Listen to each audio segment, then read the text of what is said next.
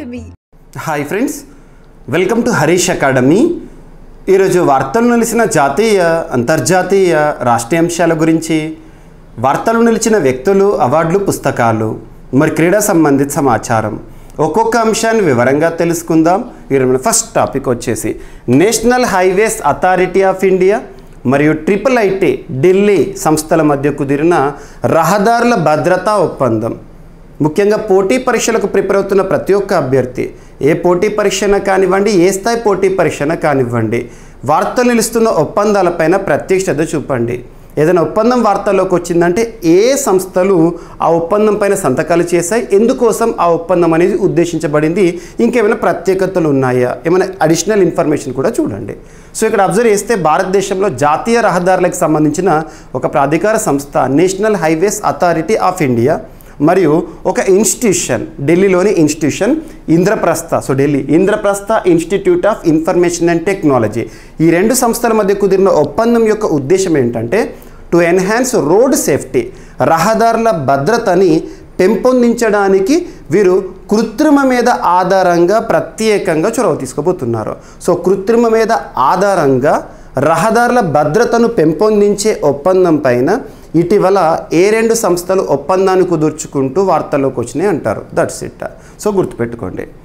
Next వచ్చేసేసి కేంద్రం. So కేంద్ర ప్రభుత్వానికి సంబంధించిన అప్పులు మార్చ్ 2024 నాటికి, అంటే గడిచిన ఆర్థిక సంవత్సరం చివరి నాటికి. సో గడిచిన ఆర్థిక సంవత్సరం అంటే ఏంటి? 2023 ఏప్రిల్ 1 నుండి 2024 మార్చ్ 31 వరకు. సో మార్చ్ 31 వరకు కేంద్ర ప్రభుత్వం యొక్క అప్పులు ఎంతనట అంటే 171.78 లక్షల కోట్ల రూపాయలంట. మరి ఈ గణాంకాలను, ఈ స్టాట్స్ని ఎవరు రిలీజ్ చేశారంటే ఆర్థిక శాఖ వారు. సో ఫైనాన్స్ డిపార్ట్మెంట్ వారు రీసెంట్గా విడుదల చేసిన గణాంకాలు. ముఖ్యంగా ఎకానమీ టాపిక్లో భాగంగా, ఎకానమీ సబ్జెక్ట్లో భాగంగా ఇటువంటి టాపిక్స్ని ఖచ్చితంగా చూడండి. భారతదేశం యొక్క వృద్ధి రేటు అంచనాల గురించి కానీ, GST రిలేటెడ్ ఇష్యూస్ కానివ్వండి, రీసెంట్గా UPI సేవలకు సంబంధించి కానీ, ఇటువంటివి చాలా వరకు ఇంపార్టెంట్.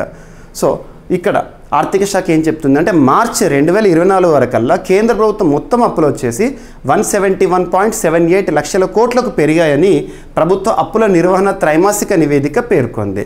డిసెంబర్ చివరిలోని 166.14 కోట్లతో పోలిస్తే 3.4% అధికమని ఆర్థిక శాఖ తెలిపింది. కేంద్ర ప్రభుత్వ సెక్యూరిటీల్లో వాణిజ్య బ్యాంకుల వాటా 37.7%గా ఉన్నాయంట. ఇక బీమా కంపెనీల వాటా 26% అండ్ FPIల వాటా 2.3%గా నమోదైంది. RBI వాటా వచ్చేసి 12.3%గా ఉంది. సో ఎకానమీలో భాగంగా గుర్తుపెట్టుకోండి. అండ్ ఎకానమీలో భాగంగా స్టాట్స్ ఏవైతే ఉంటాయో, గణాంకాలు ఏవైతే ఉంటాయో వాటిపైన ప్రత్యేకత చూపండి. 1-2 సార్లు చూడండి, రివైజ్ చేయండి, గుర్తొస్తాయి. అండ్ నెక్స్ట్ వచ్చేసి సంజ్ఞాన్ అనే ఒక యాప్ ఈరోజు వార్తల్లోకి వచ్చింది. సంజ్ఞాన్ అనే ఒక app. This is nothing but ఒక లీగల్ గైడ్. మనందరికీ తెలుసు రేపటి నుండి, సో జూలై 1వ తేదీ నుండి భారతదేశంలో 3 కొత్త న్యాయ చట్టాలు ఏవైతే ఉంటాయో అమల్లోకి వస్తున్నాయి. ఆ 3 చట్టాలు ఏవైతే ఉంటాయో, ఉదాహరణకు తీసుకుంటే భారతీయ న్యాయ సంహిత కానివ్వండి, భారతీయ నాగరిక సురక్ష సంహిత కానివ్వండి, భారతీయ సాక్ష్య అధినియం కానివ్వండి, ఈ 3 చట్టాలు ఏవైతే ఉంటాయో BNS అండ్ BSA ఏవైతే ఉంటాయో ఏ స్థానంలో రాబోతున్నాయి మనం చూస్తే CRPC, IPC అండ్ IEA వీటి స్థానంలో అమల్లోకి రానున్నాయి. సో వీటికి సంబంధించిన సంపూర్ణ ఒక గైడ్ అందుబాటులోకి తీసుకువస్తూ రైల్వే ప్రొటెక్షన్ ఫోర్స్ వారు, సో RPF బలగాలు వార్తలోకి వచ్చినాయి. RPF వారు, రైల్వే ప్రొటెక్షన్ ఫోర్స్ డిపార్ట్మెంట్ వారు సంజ్ఞాన్ అనే ఒక యాప్ని తీసుకొచ్చారు. సో వీటికి సంబంధించిన అవగాహన కల్పించడానికి నథింగ్ బట్ ఇది ఒక మొబైల్ బేస్డ్ గైడ్ అనుకోండి, లీగల్ గైడ్ అనుకోండి. So an application to empower yourself with new criminal laws, కొత్త నేర చట్టాలు ఏవైతే ఉంటే వాటిపైన అవగాహన కల్పించడానికి. సో ఈ యాప్ యొక్క కీ ఫీచర్స్ ఏంటని చెప్పేసి ఇక్కడ ఇవ్వడం జరిగింది. సెక్షన్ వైజ్ డీటెయిల్డ్ అనాలిసిస్, ఒక్కొక్క సెక్షన్ ఏం చెప్తుంది. మనం గతంలో IPC, CRPC సెక్షన్స్ అని చూస్తాం కదా. సో ఇప్పుడు ఇందులోని సెక్షన్స్ ఏం చెప్తాయని చెప్పేసి ఇలా గుర్తుపెట్టుకోండి. And exercise Tarang Shakti 2024 next month August మంత్లో జరగబోతోంది. ఆగస్ట్ మిడ్ వీక్ నుండి స్టార్ట్ అయ్యి సెప్టెంబర్ వరకు జరగనున్న ఒక విన్యాసం. ఏదైనా విన్యాసం వార్తల్లోకి వస్తే త్రివిధ దళాలు ఎవరికి సంబంధించి ఇండియన్ ఎయిర్ ఫోర్స్ వారు దీన్ని హోస్ట్ చేయబోతున్నారు. భారత వైమానిక దళం వారు త్రివిధ దళాలు ఒకటి. సో భారతదేశం ఆతిథ్యంలో IAF అనేది ఎక్సర్సైజ్ తరంగ శక్తిని నిర్వహించబోతోంది 2 విడతల్లో. ఫస్ట్ ఫేజ్ వచ్చేసి సదర్న్ ఇండియా దక్షిణ ప్రాంతంలో, సెకండ్ ఫేజ్ వచ్చేసి వెస్టర్న్ సెక్టార్లో పశ్చిమ ప్రాంతంలో పశ్చిమ విభాగంలో దీన్ని నిర్వహించబోతున్నట్టుగా ఒక అఫీషియల్ అనౌన్స్మెంట్ వార్తలోకి వచ్చింది. అండ్ దీనికి సంబంధించిన సంపూర్ణ సమాచారం ఏదైతే ఉంటుందో మనం అతి త్వరలో IAF వారు సంపూర్ణ సమాచారాన్ని కూడా రిలీజ్ చేస్తారు. ఆ రోజు మనం మళ్ళీ చూద్దాం. అండ్ ఎక్సర్సైజ్ స్టార్ట్ అయ్యాక కూడా దీనిపైన ప్రత్యేక శ్రద్ధ చూపాలి.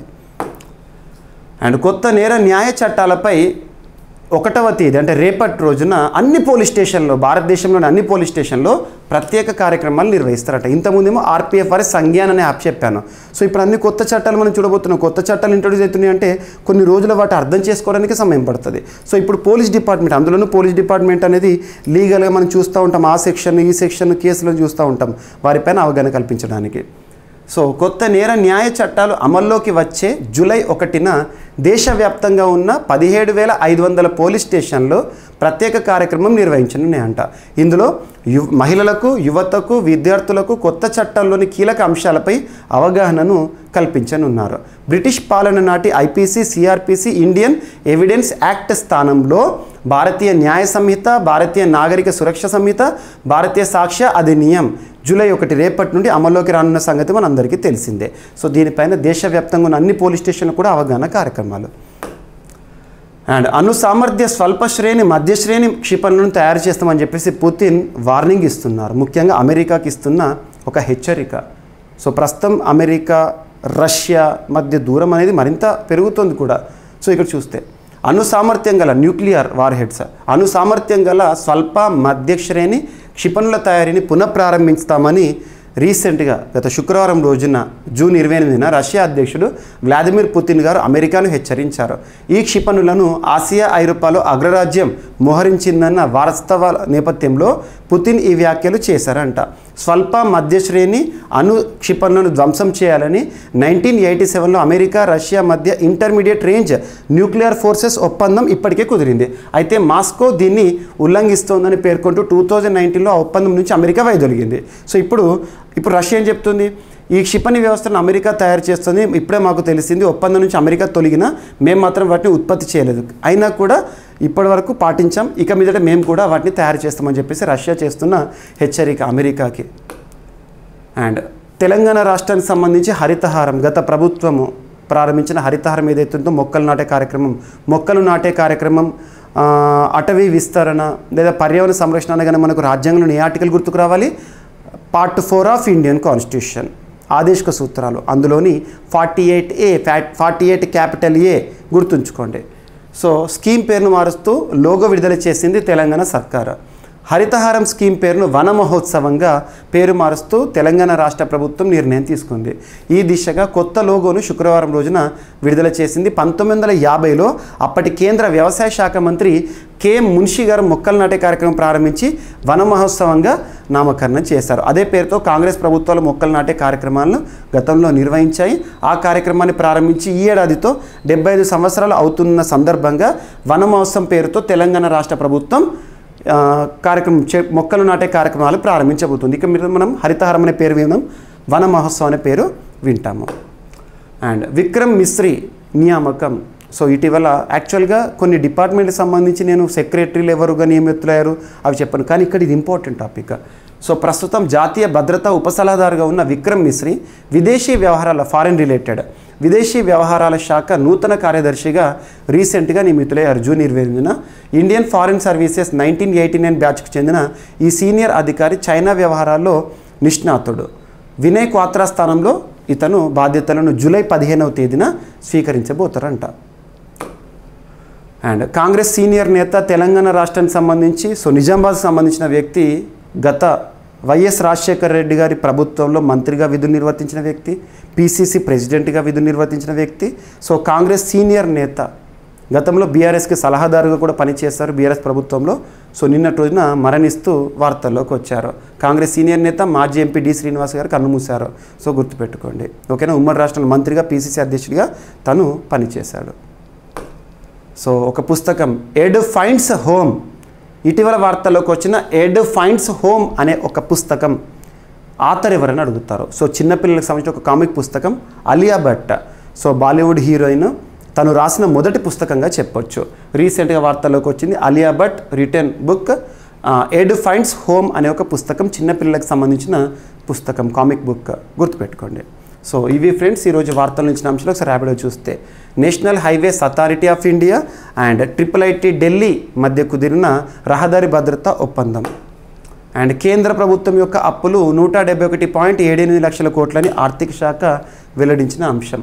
Sanjnan legal guide app railway protection force వారు తీసుకొచ్చిన యాప్. అండ్ ఎక్సర్సైజ్ తరంగ శక్తి అనే ఒక విన్యాసం రానున్న రోజుల్లో జరగబోతోంది. కొత్త నేర న్యాయ చట్టాలపై సో రేపటి రోజున దేశవ్యాప్తంగా అన్ని పోలీస్ స్టేషన్లో ప్రత్యేక అవగాహన కార్యక్రమాలు. అణుసామర్థ్య స్వల్ప మధ్యశ్రేణి క్షిపణులను తయారు చేస్తామని పుతిన్ అమెరికాకు హెచ్చరించారు.